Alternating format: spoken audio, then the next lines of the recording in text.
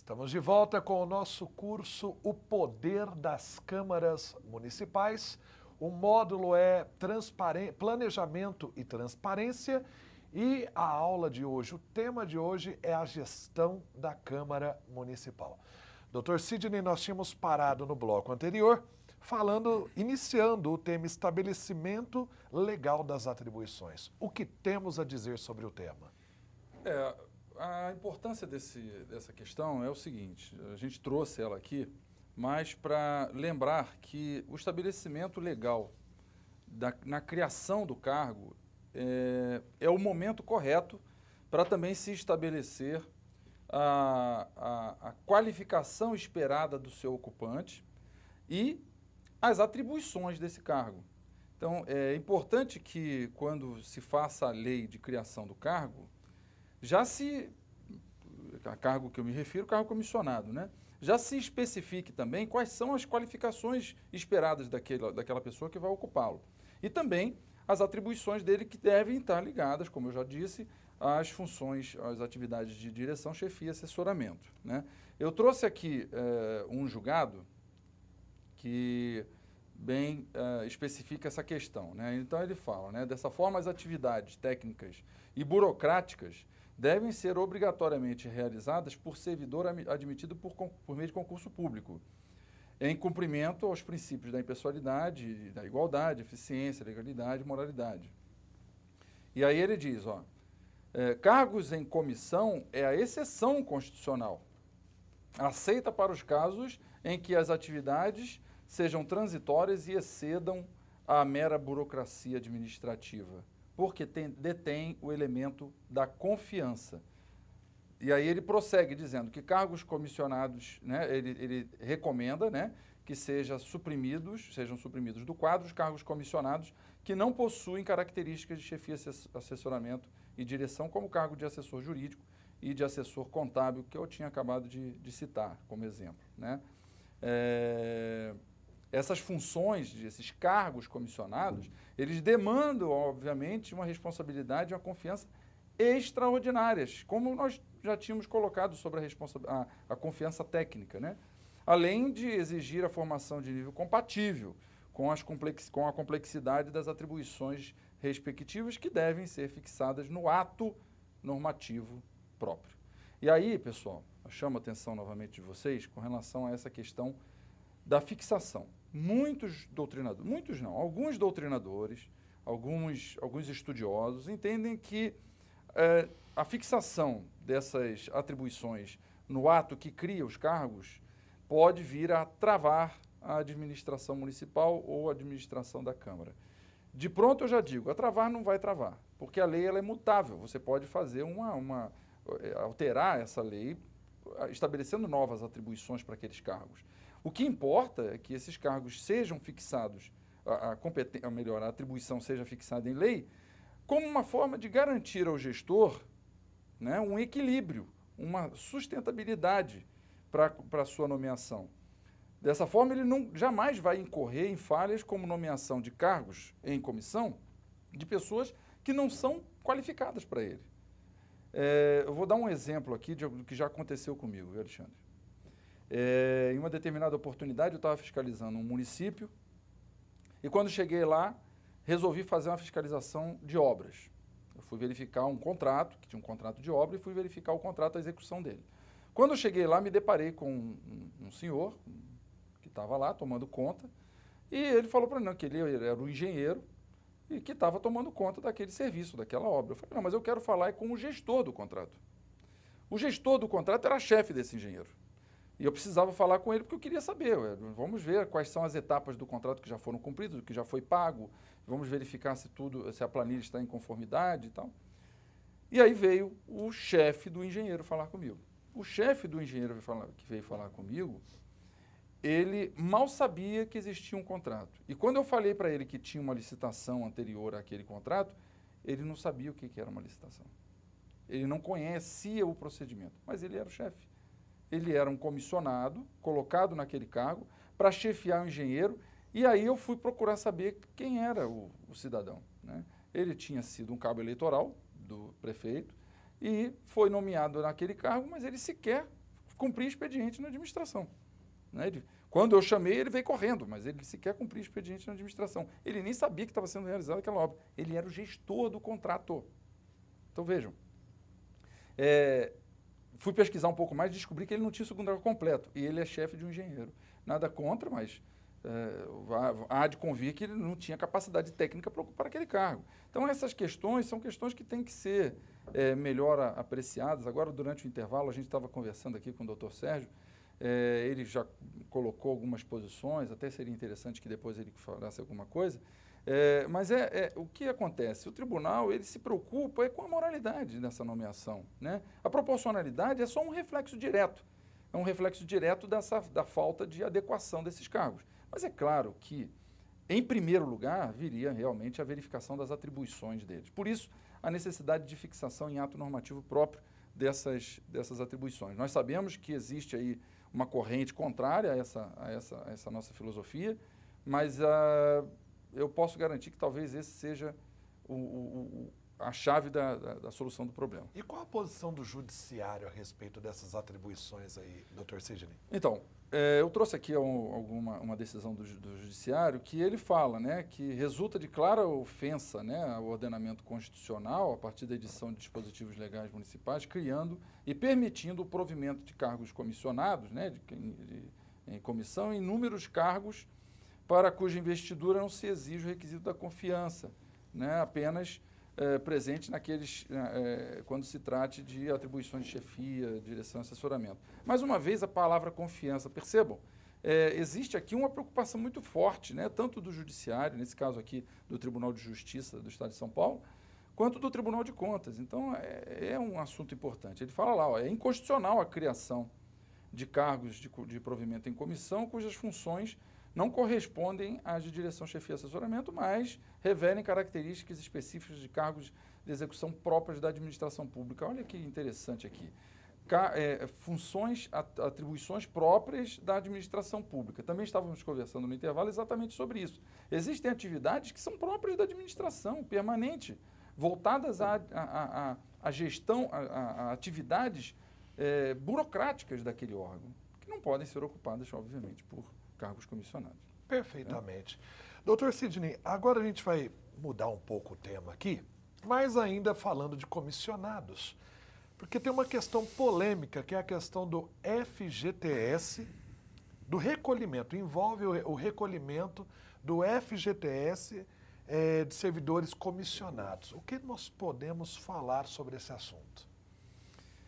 Mais uma vez, um assunto polêmico, inclusive um dos colegas aí que estão nos assistindo já encaminhou uma pergunta para mim sobre isso, não sei se envolve ele pessoalmente, mas talvez a Câmara em que ele atue. Também, mais uma vez, existe uma divergência com alguns doutrinadores com relação à possibilidade ou não do recolhimento de FGTS para comissionados. Uma coisa, eu acho que vocês vão estar de acordo comigo. Comissionado não tem direito à indenização por demissão arbitrária. Né? A nomeação, o pressuposto dessa nomeação é exatamente a instabilidade. A instabilidade no cargo. Ele pode ser exonerado a qualquer momento. Como costumam dizer os juristas, ad notum, nomeação ad notum. Né? Então, essa questão é que não caberia a indenização, obviamente, dos 40% de indenização em caso de demissão, ou melhor, de exoneração desse servidor. Bom, aqui que se diga que exoneração, tomem cuidado, exoneração é uma coisa, demissão é outra. A demissão normalmente se relaciona a uma irregularidade realizada pelo servidor que ocasionou essa demissão. Né? A exoneração é quando ele sai do cargo, ele simplesmente deixa o cargo por força de extinção do seu contrato. Mas, fora essa parte, essa questão da exoneração, a gente sabe, isso aí acho que é um consenso comum, não cabe a indenização dos 40%. Ora, se não cabe a indenização dos 40%, qual é o entendimento do tribunal? De que também não cabe o recolhimento. E agora vai ter gente pulando lá do outro lado. Não cabe o recolhimento do FGTS para comissionados. O tribunal já teve, no passado, alguns posicionamentos aí, dizendo que podia ser recolhido, caso o servidor fosse um seletista, mas hoje esse recolhimento é vedado exatamente por quê?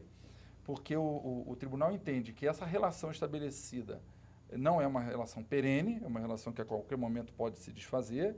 Ela é uma relação regida por um vínculo meramente administrativo e não trabalhista, né? Então, por isso mesmo, ela não estaria abarcada. Afora isso, abarcada ou defendida pelo FGTS, afora essa questão, o FGTS, na sua essência, a origem dele, é exatamente a proteção da estabilidade, a proteção contra a despedida arbitrária do trabalhador. Ora, se o comissionado ele pode ser admitido, ele pode ser exonerado a qualquer momento, ele nunca vai sofrer uma demissão arbitrária. Então, o entendimento do tribunal tem sido nessa ótica, né? Então, nós temos aqui alguns julgados, eu vou apresentar para vocês, esse é um deles, né? Dizendo que não cabe aqui a efetivação do fundo de garantia, né? Nesse caso, ainda que seja ele um servidor, o regime jurídico daquela Câmara seja seletista, ainda assim não cabe o recolhimento do FGTS. Inclusive, com relação a isso, tem uma consulta que foi formulada pela Câmara Municipal de Mutuca e gerou uma deliberação do Tribunal de Contas, ou seja, a deliberação do Tribunal de Contas forma uma jurisprudência vinculadora, né? Então não se decide mais contra essa decisão e está vigindo. Então, o entendimento do Tribunal de Contas é que o instituto do FGTS não cabe ao comissionado, né? No judiciário, peço mais uma vez para que seja transmitida o slide, no judiciário tem-se também o mesmo posicionamento, aqui ele ainda é mais incisivo, né?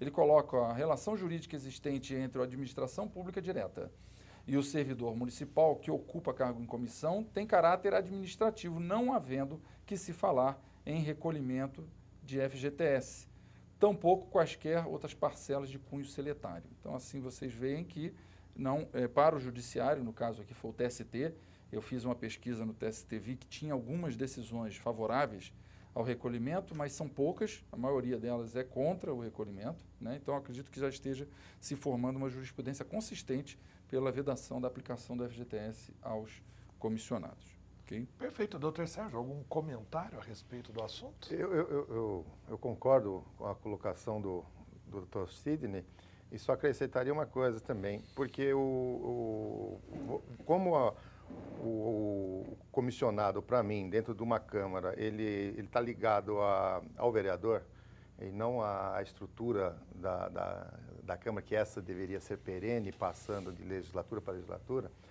pode ocorrer, muitas vezes, o fato do assessor trabalhar durante 4 anos com o vereador e nas vésperas dele do vereador perder o cargo e mandar o assessor embora. E aí nós teríamos um ônus para a Câmara de 40% da multa em cima do FGTS.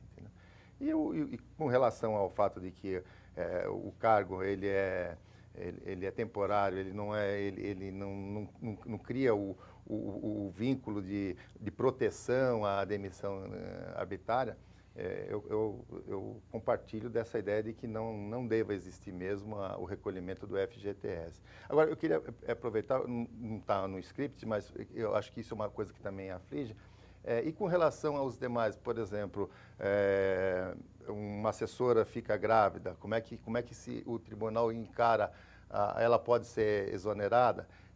Há indenizações, nesse caso, a pessoa fica doente, tem que ser internada, ela pode ser exonerada mesmo estando enferma.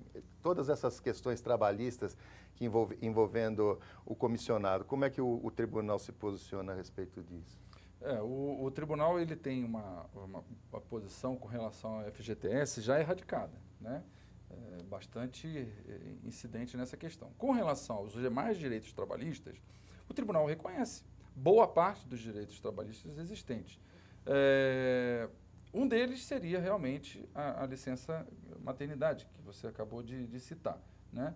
Então, haveria possibilidade? Sim, haveria possibilidade. O tribunal não vai se posicionar contrário ao afastamento para cumprimento de licença maternidade, pelo menos em tese, né? Eu confesso que não vi nenhum julgamento sobre isso até agora no Tribunal de Contas, mas entendo pelo que eu conheço dos nossos conselheiros, eu entendo que esse afastamento talvez não comprometesse a administração e por força de uma Isso, na verdade, é um princípio constitucional, né, do direito à maternidade, do direito a... Então, acho que, nesse caso, o tribunal aceitaria, sim, o afastamento e a exoneração, em tese, não seria cabível. Mas tem-se aí uma discussão bastante grande sobre esse assunto, né? Esse é o meu posicionamento, não tem um posicionamento do tribunal, como eu acabei de falar. E os demais direitos trabalhistas, como o direito, por exemplo, a férias, que nós vamos ver, né?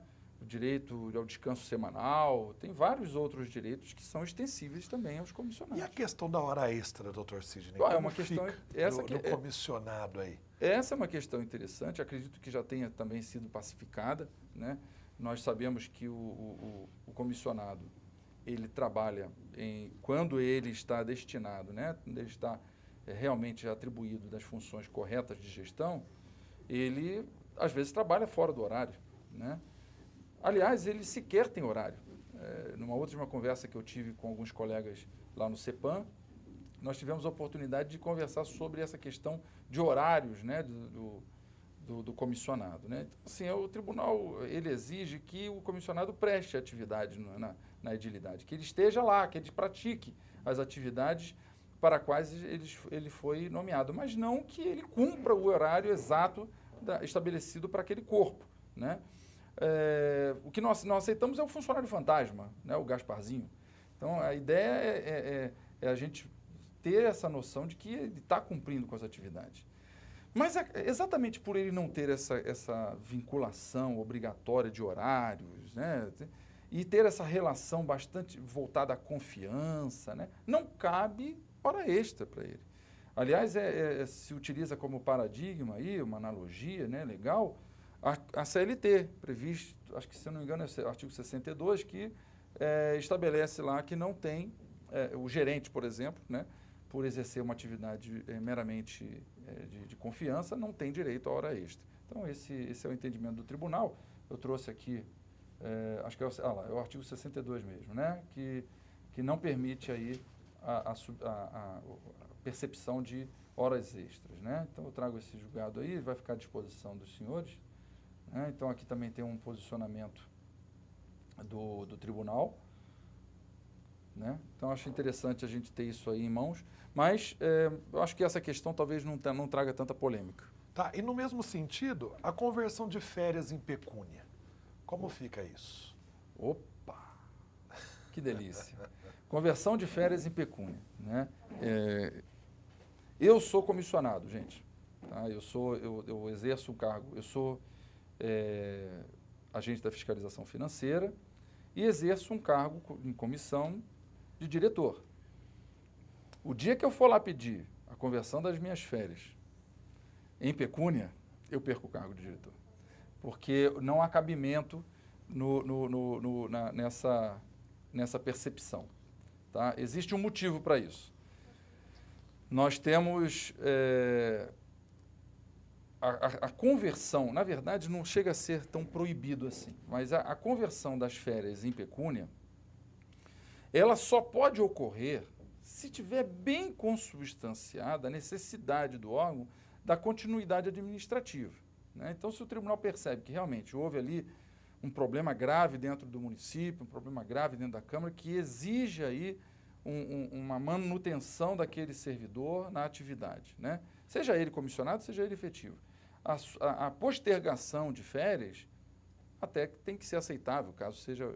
Mas eu confesso que de todo esse meu tempo, eu tenho 14 anos de Tribunal de Contas, eu até hoje é difícil encontrar uma situação em que se fosse comprovada a necessidade da permanência daquele servidor comissionado para que ele postergasse aquelas férias, né?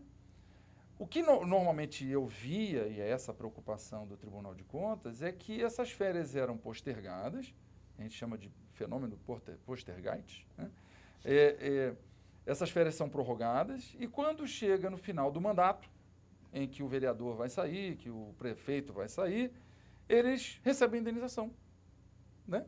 Interessante, porque ele fica 4 anos e recebe a indenização dos 4 anos que... E aí, o que a gente tem feito? A gente tem ido lá para verificar se ele está trabalhando durante as férias, realmente. Isso agora, com a postura que a gente está adotando de fiscalização concomitante, a gente vai começar a observar se realmente aquele servidor que estava de férias, ele está lá, realmente, para que depois perceba essa remuneração. Nós estamos criando um sistema dentro do Aldesp, que é a terceira fase do Aldesp, que é exatamente para controlar isso, né, o ato de pessoal. Então, o tribunal tem entendido o seguinte: se ficar comprovado que não houve necessidade, esse pagamento de hora extra vai ser considerado irregular. Outra coisa que a gente observa muito é que, às vezes, o servidor comissionado, ele posterga as férias, recebe a pecúnia, é exonerado para receber a indenização, recebe a indenização e no ano seguinte é recontratado, né? Então, isso também é uma situação que demonstra claramente que houve aí uma irregularidade na concessão. Uma manobra. Uma manobra, uma espécie de manobra. Isso é uma preocupação que tem que se ter, porque vai recair sobre as costas do presidente da Câmara, né? Ele vai ter aí que responder pela irregularidade dessa despesa, né?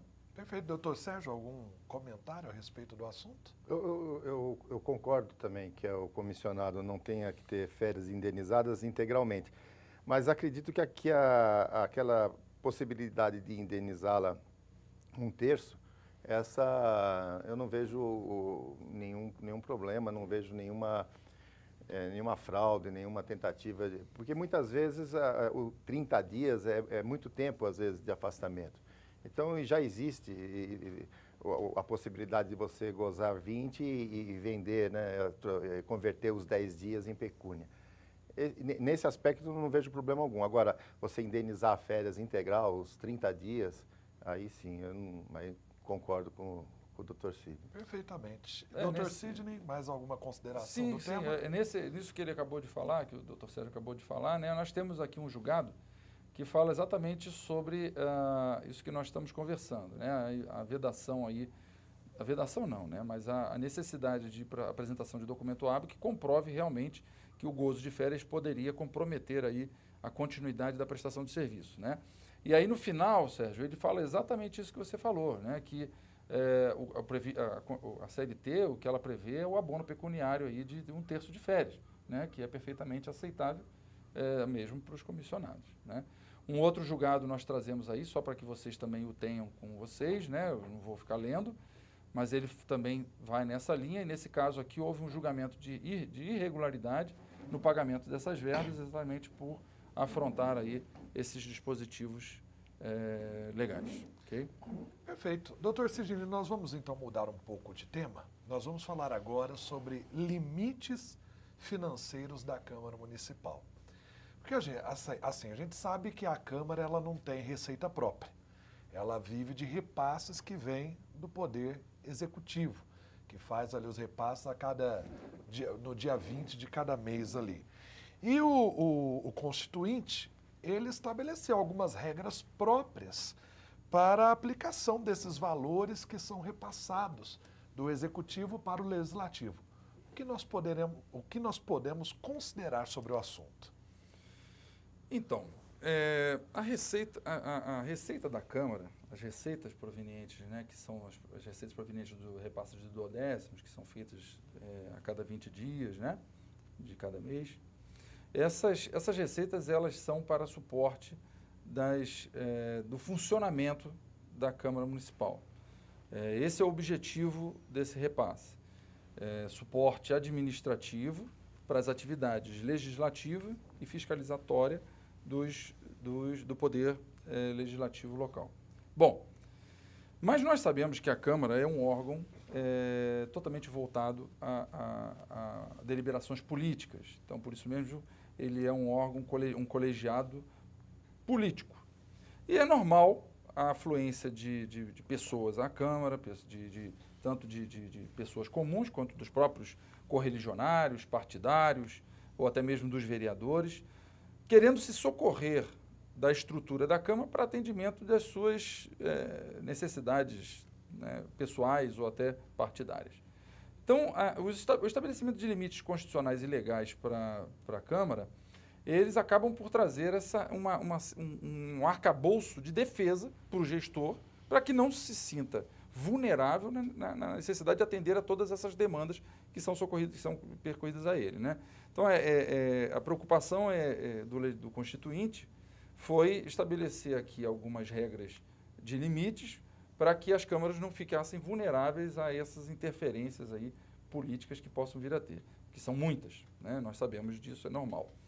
Então, os limites constitucionais que foram estabelecidos, né, são com relação à despesa da Câmara, né, a despesa total da Câmara, nós vamos ver cada um deles, a remuneração total dos vereadores, nós vamos também observar, o gasto com a folha de pagamentos, um outro índice, um outro limitador, o teto do subsídio dos vereadores, e aí os vereadores que estão lá sentados vão ficar bastante atentos sobre esse teto, e o limite da despesa pessoal que está lá na Lei de Responsabilidade Fiscal, né? Esses são, então, os limites impostos aí que nós vamos trazer para comentar um pouquinho. E você, Alexandre, que é um bom administrador, adora uma tabela, eu vou passar para você aí, para você conversar com eles aí o que seriam esses percentuais. Na verdade, nós preparamos esse quadro aqui, coloca na tela para gente. Esse quadro, na verdade, é um resumo sobre essas limitações financeiras da Câmara Municipal. Então, nós vemos aí na primeira linha a despesa total da Câmara, que varia, né, de 3,5% a 7% da receita municipal do exercício anterior. Está lá no artigo 29A da Constituição Federal. Na segunda linha, nós temos os limites aí da remuneração total dos vereadores, percentual 5%, da receita municipal também do exercício anterior. Sempre lembrando desse exercício anterior, muito importante destacar. Está no artigo 29, inciso 7º da Constituição Federal. A folha de pagamentos, limitações da folha de pagamentos, é até 70% dos duodécimos, né, transferidos do Executivo para o Legislativo. Artigo 29, parágrafo 1º da Constituição Federal. O subsídio do vereador, que varia de 20% a 75% do subsídio dos deputados estaduais. Está lá no artigo 29, inciso 6º da Constituição Federal. E, por último, a limitação de despesa de pessoal, que não pode ultrapassar os 6% da receita corrente líquida do município, está lá no artigo 20, inciso 3º-B, da Lei de Responsabilidade Fiscal. E o que acontece, doutor Sidney? Já entrando, então, a fundo nesse quadro, queria que falássemos um pouco dessa despesa total da Câmara Municipal. Como fica essa limitação aí constitucional? Então, a despesa total da Câmara, ela, antes da gente pontuar, é interessante só a gente lembrar que o artigo 29A, que traz aí a limitação da despesa total das câmaras municipais, ele trouxe, ele veio, né, com o advento da emenda constitucional número 58, que, como eu já disse anteriormente, acabou trazendo uma limitação aí do número de vereadores, limitação a maior, né? Aumentou o número de vereadores, mas, por outro lado, trouxe aí uma limitação na despesa total da Câmara, diminuiu esses limites. Nesse aspecto, antes de a gente adentrar diretamente aos índices, né, aos valores, aos percentuais, é bom que eu faça só um comentário que é importante que as câmaras tomem bastante cuidado, porque é natural que, em alguns lugares, em alguns municípios, o Executivo assuma despesas próprias da Câmara. Então, alguns exemplos são construção de prédios das câmaras, pagamento de parcelamento de contribuições previdenciárias em atraso, enfim, diversas despesas com combustíveis, eu já vi bastante, né? O combustível, às vezes, é feita uma licitação pela Prefeitura e as viaturas da Câmara são abastecidas de acordo com aquele contrato firmado pela Prefeitura. Então, é uma preocupação grande que as câmaras devem ter, porque o auditor do Tribunal de Contas mais atento, ele pode chamar essas despesas realizadas pela Prefeitura para o grosso da despesa total da Câmara. E isso pode pegar de solavanco aí, de surpresa, o gestor da Câmara com um aumento da sua despesa total. Isso porque aquela despesa é de competência específica da Câmara Municipal e está sendo custeada pelo Executivo. Então, tomem bastante cuidado com esse detalhe, que no meu caso lá, o nosso pessoal está orientado a verificar essas despesas e agregar a despesa total da Câmara, né? Então, falando especificamente do cálculo, né, eu trouxe aqui o artigo 29A, que ele diz o seguinte, né, o total da despesa do Poder Legislativo Municipal, incluídos os subsídios dos vereadores e excluídos os gastos com inativos, não poderá ultrapassar os seguintes percentuais, né? Relativos ao somatório da receita tributária e das transferências efetivamente realizadas no exercício anterior. Então, o dispositivo ele é específico ao remeter a receita do exercício anterior. E ele fala das despesas. Quando fala das despesas, o dispositivo exclui os inativos. Bem, certo, fez o constituinte de excluir os inativos, já que é uma despesa obrigatória, uma despesa especificamente obrigatória, pré-existente, não depende do presidente da Câmara a exclusão, não cabe a ele a exclusão, porque é uma despesa pré-existente, né, e obrigatória. Então, é bem salutar que se exclua mesmo da despesa. Mas é salutar também dizer que se vai se excluir da receita. Então, a fiscalização do tribunal exclui os inativos, o gasto com os inativos da despesa e exclui da receita também. Tá? Então, esse cálculo ele é feito com base na receita tributária ampliada. Então, vocês devem ver no nosso relatório, quando a gente apresenta o nosso relatório, que o cálculo é em cima da receita tributária ampliada, que é o quê? São as receitas tributárias próprias do município, mais as transferências constitucionais realizadas também pelo Estado e pela União. Né? Então, essa é a nossa base de cálculo para o estabelecimento desse limite da despesa total. Uma polêmica que existe, que vem tomando assento aí em alguns tribunais de contas, né, e em algumas câmaras, se refere à inclusão ou não da dívida ativa. Então, já sei que está todo mundo tomando nota, vai fazer pergunta, vai falar, porque o Tribunal de Contas, Sérgio, o nosso Tribunal de Contas do Estado de São Paulo não aceita a dívida ativa como inclusão dentro das receitas tributárias do município para o cálculo, né, do limite total da despesa pessoal, né? E nós sabemos que existem posicionamentos diversos aí, né? Não sei qual é o seu posicionamento com relação a isso. Raciocinando sobre isso, eu faço a seguinte observação. Vamos supor que, por absurdo, o município não receba no ano corrente do vencimento dos tributos, os seus tributos pelos munícipes que deveriam ser pagos.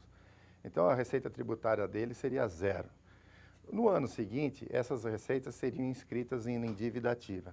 E aí, os contribuintes viriam a pagá-las. E deixariam de serem, no caso do entendimento, elas deixariam de ser receitas tributárias. Então, me parece uma incoerência, quer dizer, se paga em dia, é receita tributária. Se vai para a dívida ativa e saldada a posterior, ela deixa de ser receita tributária. Então, eu tenho a tendência de me posicionar a favor de que as receitas advindas da dívida ativa sejam consideradas tributárias. Eu sou masoquista, porque eu já sabia da posição do doutor Sérgio, fiz questão de que ele trouxesse para a gente aqui, que é um debate que nós temos já há algum tempo, né? A gente já conversou sobre esse assunto antes. Realmente, o Tribunal de Contas, ele não aceita a inclusão da dívida ativa no cálculo da despesa total da Câmara Municipal. E existe para o Tribunal de Contas uma razão dessa não aceitação.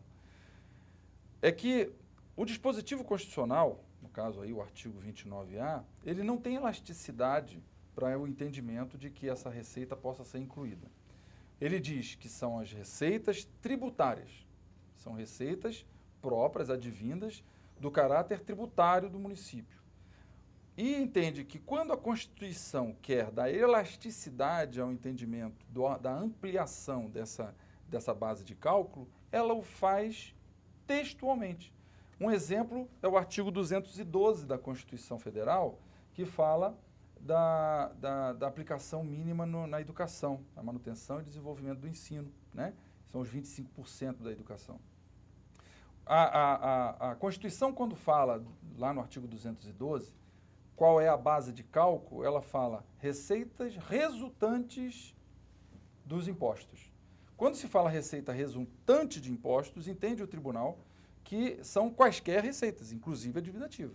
Mas se ele falasse receita de impostos, o tribunal não entenderia que a dívida ativa ingressasse. Então, essa é a análise, né, da majoritária no Tribunal de Contas, que é aceita no Tribunal de Contas e que a maioria dos outros tribunais de contas do país entendem divergente. Eles agregam a dívida ativa. Então, isso vai ser, com certeza, aí um questionamento de vocês, bem provável. Espero que seja, até para a gente fomentar o assunto. Mas, por outro lado, viu, Sérgio, o Tribunal de Contas do Estado de São Paulo não agrega o Fundeb, né? Ou melhor, não agrega não exclui o Fundeb, né? O Fundeb, ele tá, a gente sabe que é o Fundo de Valorização e Desenvolvimento do Ensino Fundamental, é um fundo para o qual a administração contribui diretamente com uma cesta de impostos previamente estabelecidos e a maioria dos outros tribunais, uma boa parte deles, exclui essa receita do Fundeb na aplicação, no cômputo aí da base de cálculo, né? No Tribunal de Contas do Estado de São Paulo não faz assim, né? Eu trouxe aqui uma tela, eu vou pedir para que apresentem para vocês. Aqui eu estou mostrando aí que existia um teto anterior, né, que era o teto fixado anteriormente à emenda constitucional número 58 de 2009, e que houve aí uma redução. Então, vocês observem que, bem provavelmente, a maioria das nossas câmaras estarão aí nessa primeira faixa, né, de até 100 mil habitantes. O teto, então, foi reduzido para 7% da receita tributária ampliada do exercício anterior. Aí, do exercício anterior, muito bem andou também o Constituinte ao fixar o exercício anterior, porque assim, no início da gestão, já teremos a ideia de quanto poderemos gastar durante aquele próximo exercício, né? Bem, então nós já falamos aqui, eu vou apresentar também aí mais uma tabela. Essa tabela aqui, ela mostra quais são as receitas que compõem, né, a base de cálculo, tá? Então, vocês observem aí que entram várias receitas de transferências, né? Então, FPM, o ITR, IPI, IOF, enfim, ICMS, estaduais e da União. E aí chegamos, então, aqui na despesa total com a remuneração de vereadores, né? Essa já é prevista no artigo 29, inciso 7, que fala que o total da remuneração dos vereadores não poderá ultrapassar o montante de 5% da receita do município, né? Então, vejam, mais uma vez, receita do município. E aqui eu faço uma parte. O Tribunal de Contas, até ouvi o Sérgio falando, não esperei para não corrigi-lo na hora, mas ele comentou que esse montante da despesa com a remuneração dos vereadores seria em cima da receita corrente líquida. Realmente, o tribunal vinha até, se eu não me engano, 2012, entendendo que o percentual da despesa total, né, a base de cálculo, no caso, da despesa total da remuneração dos vereadores seria mesmo a receita corrente líquida. Esse posicionamento foi mudado agora, recentemente, e é em cima da receita tributária ampliada do município do exercício anterior, assim como é o 29A, o artigo 29A. Né? A expectativa é exatamente essa, de conceder ao gestor municipal, tanto da prefeitura quanto da Câmara, a exata noção de quanto ele pode estabelecer na sua lei orçamentária para gasto com vereadores nesse período, no interregno desse exercício, né? Então, a despesa fica limitada, então, né, a despesa total aí da remuneração dos vereadores fica aí limitada aos 5%. E essa remuneração, a gente pode afirmar que é o valor bruto, né, da remuneração dos vereadores, né, ingressando todos aqueles valores que referem-se ao subsídio propriamente dito, ok? Bem, o próximo tema, Alexandre, é o limite da despesa com folha de pagamento, né, que também gera uma grande polêmica, uma grande discussão sobre isso, né? Então, a Câmara Municipal, né, ela pode gastar, não gastará mais de 70% da sua receita com a folha de pagamento, incluídos os gastos com subsídios de vereadores. E aí vem aquela questão, o que entra para essa conta, né? O parágrafo 1º do artigo 29A, do artigo 29, não especifica o que seria folha de pagamento. Então, o Tribunal de Contas do Estado de São Paulo fixou o entendimento de que, para as folhas de pagamento, não são incluídas as substituições de mão de obra. Esse SMO aí é substituição de mão de obra. São aqueles contratos, né, realizados para atividades que são relacionadas a uma atividade própria do servidor, né? Terceirização de mão de obra, né? Também não são incluídos os encargos patronais. Então, para esse cálculo, nós não incluímos. É diferente do que acontece lá na Lei de Responsabilidade Fiscal, onde nós incluímos a substituição de mão de obra e os encargos. Também não são excluídos da folha os gastos com inativos, pelos mesmos motivos que nós já falamos anteriormente.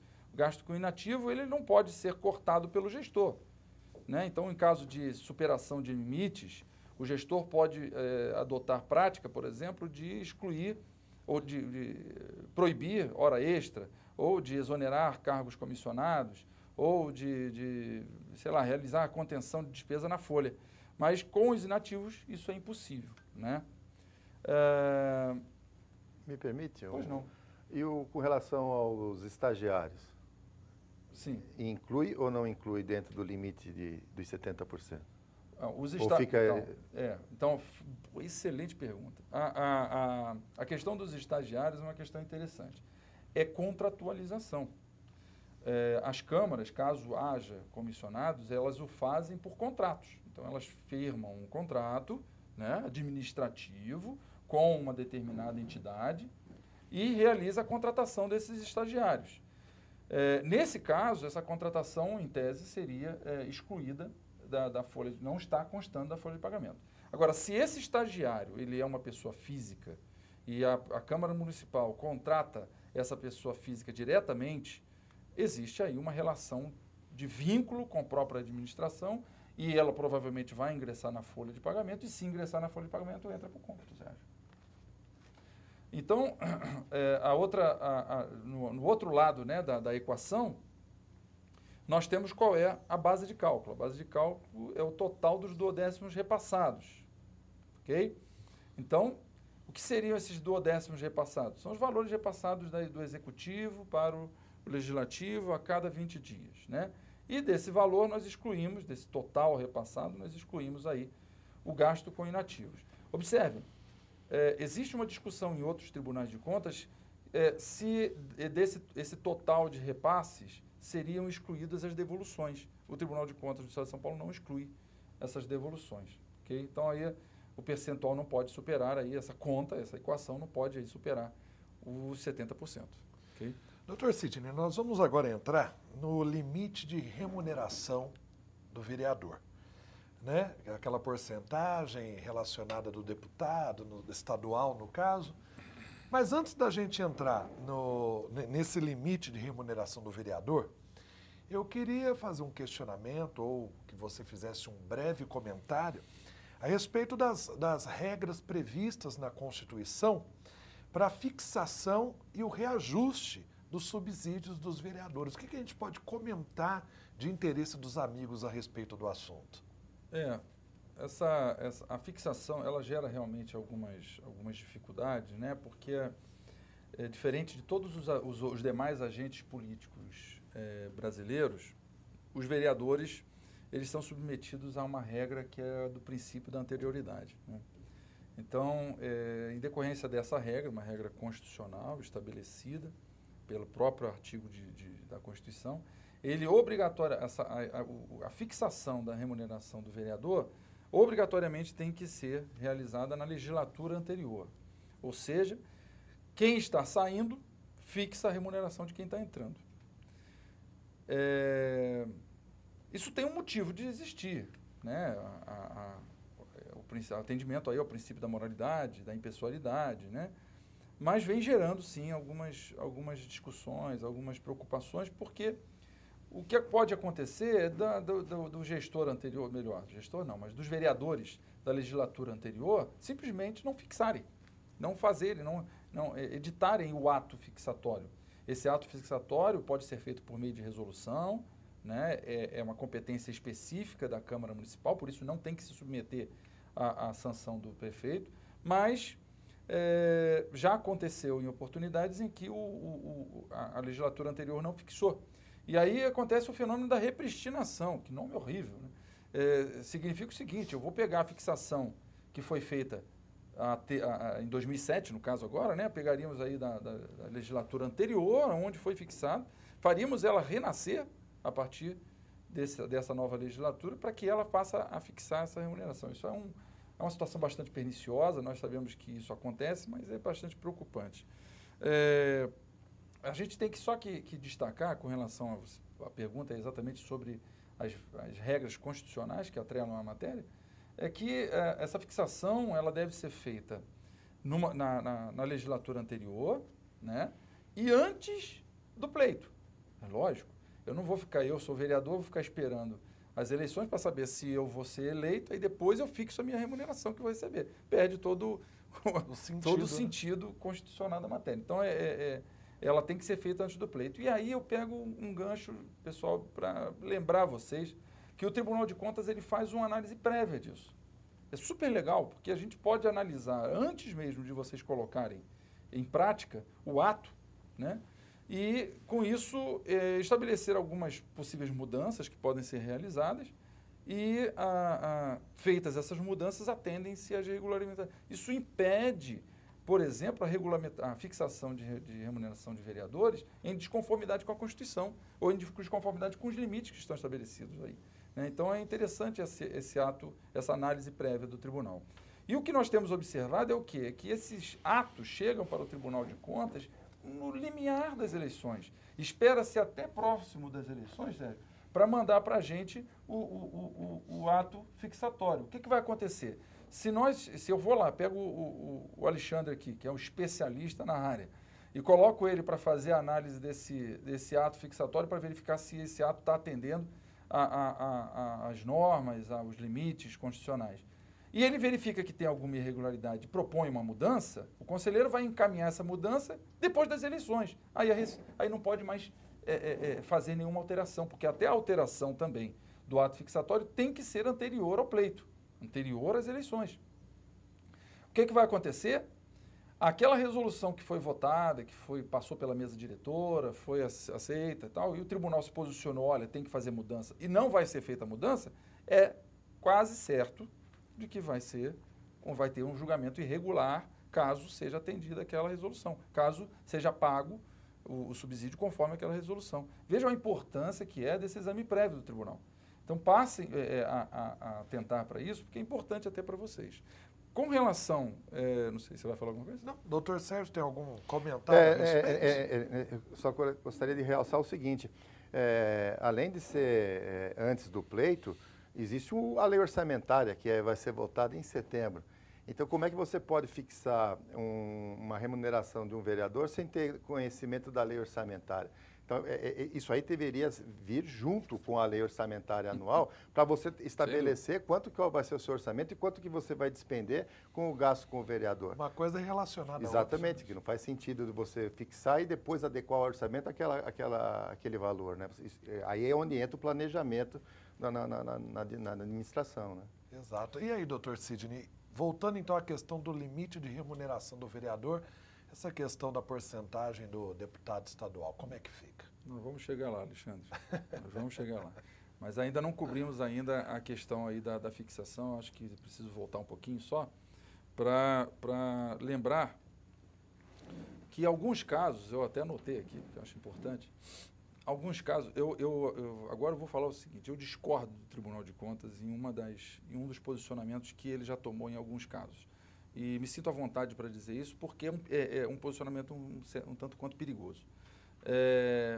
A fixação da remuneração do vereador, com base em percentual direto, né, em percentual do deputado estadual, pode vir a gerar um grande problema.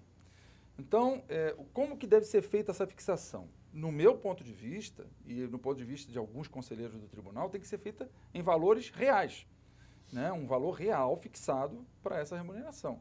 E o que é que nós observamos? Que em alguns lugares ainda é feito a fixação em percentual do que é pago ao deputado estadual. O que acontece? Aí o deputado estadual tem um reajuste, né? No meio porque o mandato do deputado não coincide com o mandato do vereador. Ele tem 2 anos de defasagem. Aí, no meio do mandato do vereador, ele recebe, o deputado recebe um reajuste lá. E esse reajuste acaba sendo automaticamente transferido para o subsídio do vereador, o que é vedado pela Constituição Federal. Então, tem que se fixar essa remuneração em valores reais, né? Eu aconselho que seja feito assim. E a revisão desses valores, é óbvio que ele tem direito a essa revisão desses valores deve ser feita por meio da revisão geral anual, que é a recomposição das perdas inflacionárias, que cabe a todos os servidores, não tão somente aos agentes políticos. E lembro que a revisão geral anual deve ser feita na mesma data, sob o mesmo índice, para todos os integrantes da administração. Então, essa é uma observação que eu achei interessante fazer, né? Inclusive, com relação aí, mais uma vez, com relação à fixação, gente, existe uma deliberação do Tribunal de Contas, eu anotei aqui, de 20/12/2006, que fala sobre a impossibilidade de incidência automática de reajustes nos subsídios dos vereadores havidos pelos deputados estaduais. Okay? Então, é bom anotar aí essa deliberação. É uma deliberação de 20/12/2006. Bom, vamos falar então aqui já sobre propriamente o percentual aí, né? O limite, né, especificamente. Está previsto no artigo 29, inciso 6, né, que diz que o subsídio dos vereadores será fixado pelas respectivas câmaras municipais em cada legislatura para a subsequente. É o que a gente acabou de falar, né? Observado o que dispõe a Constituição e observados também os critérios estabelecidos na lei orgânica e os seguintes limites. Então, mais uma vez, a lei orgânica vai estabelecer quais são os critérios também dessa fixação desses subsídios, né? Então, eu trouxe aqui na tela quais são esses percentuais, né?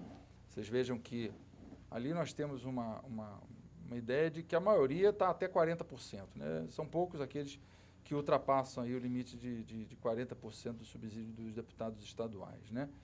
E esses subsídios dos deputados estaduais, essa base, né, essa base de cálculo aí, não inclui os adicionais, né, as gratificações dos deputados, né, e outros direitos que lhes caibam, não estão incluídos. Por isso mesmo a gente trouxe mais uma tela, eu vou deixar aí à disposição de vocês, essa tela que é usada pela fiscalização. Nós nos utilizamos dessa tela para sabermos aonde nós vamos enquadrar cada uma das câmaras. Então, vocês observem aí que aí tem o valor mensal da remuneração dos vereadores conforme a quantidade populacional. Tá? Então, é muito prática essa tabela aí para quando vocês forem fixar a remuneração ou até realizar algum reajuste nessa remuneração. É bom se diga que o reajuste, a revisão geral anual, ela é obrigatória. Mas também é obrigatório o atendimento desses índices, desses limites. Então, ele jamais poderá superar esse teto estabelecido aí, né, pela Constituição, mesmo diante de uma revisão geral anual. Então, tem que ficar preocupado com isso. Um outro teto que eu nem trouxe, mas acho que é porque é uma coisa bastante do conhecimento de todos, é o subsídio do prefeito, né? O subsídio do prefeito, ele acaba tendo aí, limitando aí o teto em toda a administração. Isso, na verdade, acaba sendo uma grande discussão, né, Sérgio? Que afeta, em alguns aspectos, até a administração do município, essa questão do teto do prefeito, né? Porque a fixação ela é política, ela não é técnica. E muitas vezes, acontece de um prefeito fixar o subsídio dele aquém da sua responsabilidade pura e simplesmente por um ato político. E isso daí interfere, não só vai interferir no subsídio dos vereadores, mas também em subsídios dos servidores altamente qualificados, como médicos, por exemplo. Então, o médico está lá recebendo o seu salário normalmente, de uma